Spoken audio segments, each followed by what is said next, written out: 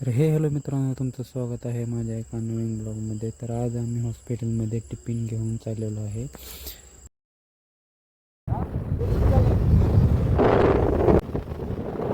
थोड्याच अंतरावर इंदापूर आलेले आहे.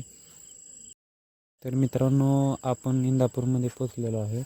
तेथून हॉस्पिटल थोड्या दूरीवर आहे.